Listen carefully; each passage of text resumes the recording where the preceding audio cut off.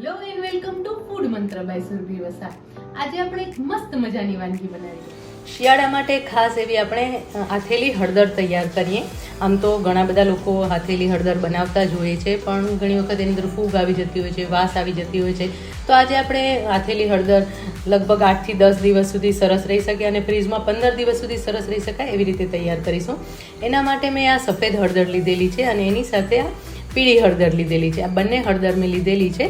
આ બંનેને હું ભેગી જ હાથથી હોઉં છું. તો સૌથી પહેલાં આ બંને હળદર તાજી હોવી ખૂબ જ જરૂરી છે અને જ્યારે પણ પસંદગી કરીએ ત્યારે ખાસ એ વાતનું ધ્યાન રાખવાનું છે કે જો આ તમને દેખાય છે ને એકદમ વ્હાઈટ છે, આમ તોડીને જોશો ને તો આવી રીતે કડક હોવી જોઈએ, સોફ્ટ ન હોવી જોઈએ. જો પોચી હશે ને તો એ હળદર વાસી હશે ને એ લાંબો ટાઈમ સુધી ટકી નહીં શકે. હવે સૌથી પહેલાં તો આ હળદર જે છે એના છાલ કાઢી લેવાની છે. આવી રીતે એની છાલ છે ને ઉપરથી આવી રીતે કાઢી લેવાની છે. આવી રીતે છાલ ઉતારી લેવાની છે અને પછી એકદમ નાના નાના ટુકડા કરી લેવાના છે અને પછી એને આથવાની છે.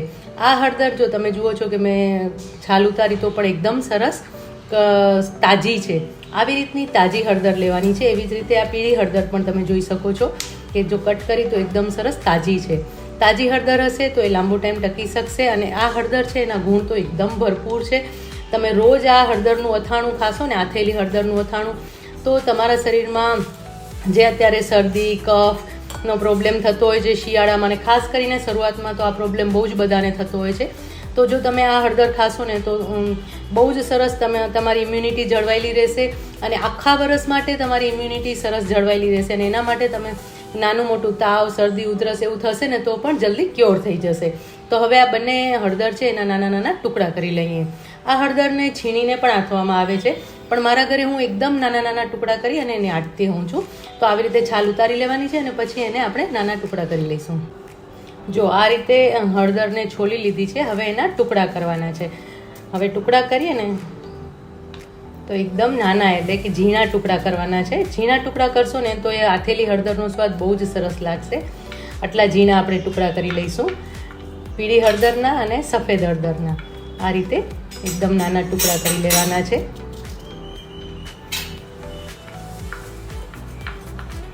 આવી જ રીતે બધી જ હળદરના ટુકડા કરી અને આપણે તૈયાર કરી લઈશું. જો આ રીતે મેં હળદર તૈયાર કરી લીધી છે, એટલે કે બંને હળદરને સુધારી લીધી છે. હવે એને આથવાની છે. જનરલી આપણે કેવું કરતા હોય કે આને આથવા માટે બાઉલમાં લઈ લઈએ અને પછી એના ઉપર મીઠું, લીંબુ નાખી અને આથી લેતા હોય છે. પણ આજે આપણે થોડીક અલગ રીતે આથીશું. એના માટે સૌથી પહેલાં લીંબુ લેવાનું છે. એક લીંબુનો રસ લીધેલો છે.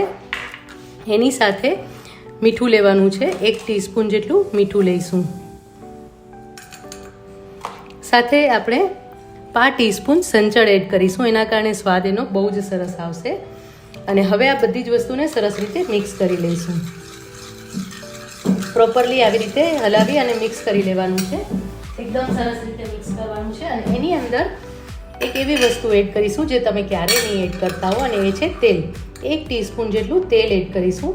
આ તેલના કારણે હળદર છે એ બગડશે પણ નહીં અને સાથે સાથે એક સરસ શાઇનિંગ પણ મળશે. અને જો તમે આમાં તલનું તેલ લો તો બહુ જ સરસ. અત્યારે મેં સિંગ તેલ લીધેલું છે, પણ તલનું તેલ પણ બહુ જ સરસ. એના અત્યારે શિયાળામાં તલનું તેલ ખાસ ખાવું જોઈએ. હવે આ બધી જ વસ્તુને મિક્સ કરી લીધી છે. હજી આપણે લગભગ 5 ચમચી જેટલું મીઠું એડ કરીશું, કારણ કે જ્યારે કોઈ પણ વસ્તુ આપણે આટતા હોઈએ ને ત્યારે મીઠું અને લીંબુ એ બંનેનું પ્રમાણ થોડું ચડિયાતું રાખવાનું છે. કારણ કે જ્યારે થોડું પ્રમાણ ચડિયાતું રાખશું ને અને અથાશે ને ત્યારે એની અંદર સરસ રીતે ઉતરશે. હવે આ બંને હળદરને આપણે એડ કરી દઈશું. આમાં હળદર એડ કરવાની જરૂર નથી, કારણ કે આપણે હળદરને જ આથી રહ્યા છીએ. અને હવે મિક્સ કરી લઈશું. અને હવે ખાસ કરીને એને આવી રીતે મિક્સ કરી લેવાનું છે. હાથેથી થોડું મસળીને મિક્સ કરીશું, જેથી કરીને સરસ રીતે ભળી જાય. જો એક સરસ ગ્લેસ આવી ગયો છે અને સરસ રીતે મિશ્રણ તૈયાર થઈ ગયું છે. હવે આને છે ને લગભગ 1 દિવસ માટે બરણીમાં ભરી અને રહેવા દેવાની છે.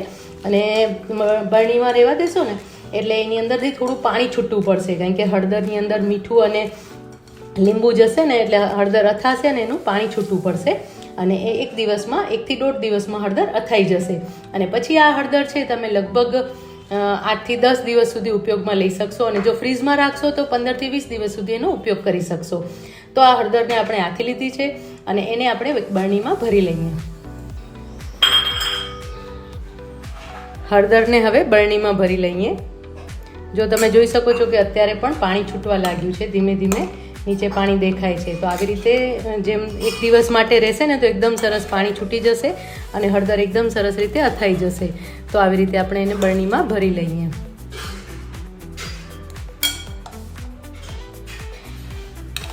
અને હા, ખાસ એ વાતનું ધ્યાન રાખવાનું છે કે હળદર જ્યારે પણ આપણે ભરતા હોઈએ કે એની અંદર નીચે પાણી આવે તો એ પાણીને નથી કાઢી નાખવાનું, કારણ કે એ પાણીના કારણે જે સરસ અથાયેલી રહેશે. તો હવે આ જે હળદર છે એ સરસ રીતે તૈયાર થઈ ગઈ છે અને એને આપણે એક દિવસ માટે રેસ્ટ આપી દઈશું અને પછી હળદર એકદમ સરસ રીતે અથાઈ જશે.